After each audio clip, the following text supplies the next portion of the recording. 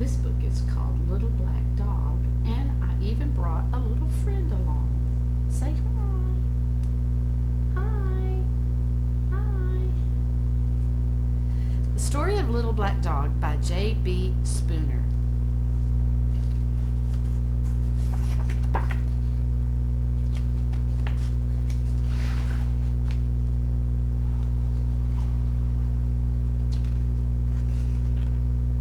Of all the boats in Vineyard Haven Harbor on the island of Martha's Vineyard, the grandest by far is the topsail schooner, the Shenandoah. This one right here. She was the queen of the harbor and the love of her captain's life. Captain Douglas lived alone in a big old house overlooking the harbor.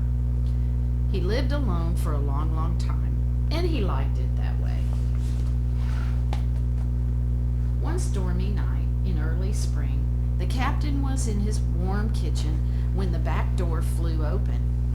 In came his friend Eddie, wet and windblown from the northeast gale raging in the harbor. "Brought you something," he announced, even before the captain could close the door. "She's an orphan," said Eddie, handing him a small black puppy from under his coat. "Found her in a mud puddle. If you can't find a home for her, just take her to the pound. I've got to go. Ferry's leaving for the mainland," and he hurried out the door. The captain stood there for a moment, jutting out his lower jaw, the way he always did when he was thinking. He held the little wet puppy in his arms up to the kitchen light. "Now what am I supposed to do with the likes of you?" he said, as he looked hard at the shivering pup. The little black puppy squinted at the bright light and yawned. The captain spread some newspaper down on the floor, wrapped an old blanket around her, and poured some milk in a cereal bowl. "This berth is only for tonight," the captain warned as she lapped up the milk. The puppy yawned again and went to sleep. Several days went by, and the captain asked everyone who stopped in if they knew of a home for the orphan pup, but no one did. Bernie, who worked for the steamship company that ferried tourists to and from the mainland, came by often. He liked the little black dog. Why don't you keep her?" he asked the captain. "You've got plenty of room in this big old house. She'd be good company." "I don't need the company," said the captain. "Besides, Bernie, you know I'm on the Shenandoah half the year, and that's no place for a dog. She would just be in the way."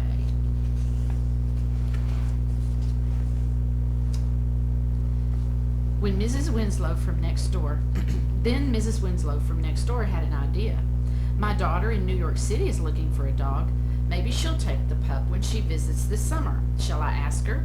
"Good idea," answered Bernie quickly. He can keep her till then. The captain glared at him. "Aw, she won't be any trouble," insisted Bernie. "How can anyone that little be in the way?" The captain jutted out his lower jaw. "Well," he said finally, "I guess she can stay in the kitchen." Within weeks, the black dog had outgrown the kitchen.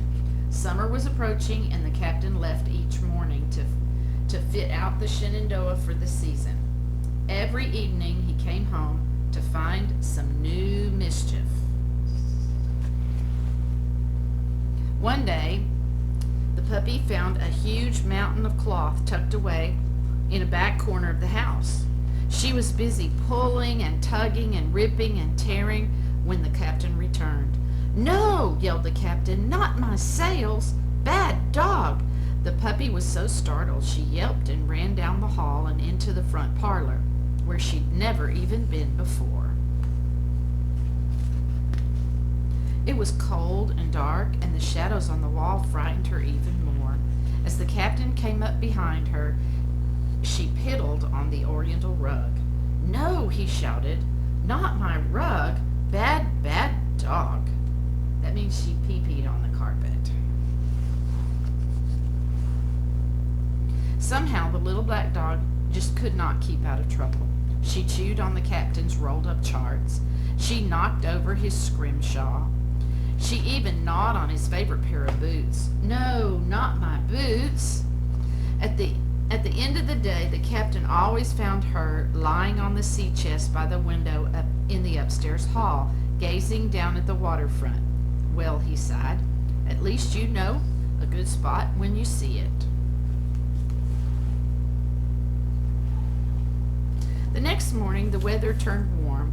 Come on, the captain said to the pup. I have work to do, and I can't leave you here to wreck the place. Let's see if you're any better on board the ship. Down they went to the beach, past the steamboat dock, to the coastwise wharf. The captain dragged one of the skiffs into the water, and without being told, the little black dog hopped right into the bow, and they rowed out to the Shenandoah. As they came alongside, he lifted the little black dog through one of the gun ports onto the deck. Now stay out of trouble, he said, climbing over to the other side, and stay out of the way, and the little black dog wagged her tail. The captain moved easily about the deck, checking the gear and coiling the ropes, and the little black dog peered through the hatches to the cabins below. The whole world seemed to rise and fall beneath her feet. You're just getting your sea legs, the captain reassured her as he disappeared down the companionway. The little black dog tried to follow, but the ladder was too steep. She barked, and the captain came back and carried her down below. In the main dining saloon, two long, shiny, gimbaled tables rocked gently back and forth while the kerosene lamps overhead moved with the same rhythm. In the cabins, each bunk had its own navy wool blanket, ticking striped pillow, and white enameled wash basin. In the galley was an enormous iron coal stove that took up half of the room. Everywhere was a smell of pine tar and varnish and damp salt air. By the time they had to leave, the little black dog had found her favorite spots. While the captain went forward to check the anchor chain, the little black dog jumped all by herself through the open gun port and into the waiting skiff below. A skiff is a boat. Well, what do you know, he exclaimed. You're not a house dog, you're a sea dog. And for the first time since Eddie brought the little wet bundle into the house, the captain gave the black dog a nice big pat. Her tail wagged faster, wider than ever. From then on, the captain and the little black dog went out to the Shenandoah nearly every day. The crew liked having her on board. She knew where to go when the boat was coming about. She knew which side was the leeward and which side was the windward, and she knew which portholes had bunks right beneath them so she could get below by herself. She was never any trouble and never in the way. One day, the captain left little black dog at home while he went to a meeting at the town hall. When he got back, he found a note on the kitchen table. Good news, Captain Douglas. My daughter from New York was here and just fell in love with your little black dog. She had to make the 2 o'clock ferry and we couldn't find you, so we took her. I knew you wouldn't mind, and if it doesn't work out, she promised to find her another home. Signed, Marianna Winslow.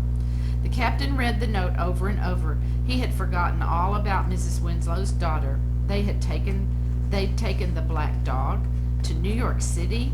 He looked at the empty place by the stove and that shred of sail that he had given her to chew on. Then he looked at the clock. It was 1:45. Down on the steamboat deck, Bernie was surprised to see the black dog in the back seat of the ladies' car. Hey, you taking the captain's pup home with you? He asked as he reached in the back to pet his little friend. Well, I didn't think he'd do it, but good luck to you, he sighed and waved her onto the ferry. As the last car was being loaded, Bernie glanced down the beach and saw the captain hurrying toward them. The ferry sounded its horn, and the men on the dock threw off the thick ropes. The captain started waving his arms. Bernie knew something was wrong, and then he understood. Hold it, he shouted. Stop the engines. He disappeared aboard the ferry, shaking his head and muttering. A few minutes later, Bernie reappeared with the little black dog squirming in his arms. I guess I got something here that belongs to you, he said, handing the captain the excited little pup. But there's only one problem. What's that? Asked the captain, still out of breath. If you're going to keep her, you're going to have to give her a name. The captain jutted out his lower jaw, and the black dog licked it. That's easy, he said. I'm going to call her Black Dog. That's the way she's used to, and it suits her just fine. The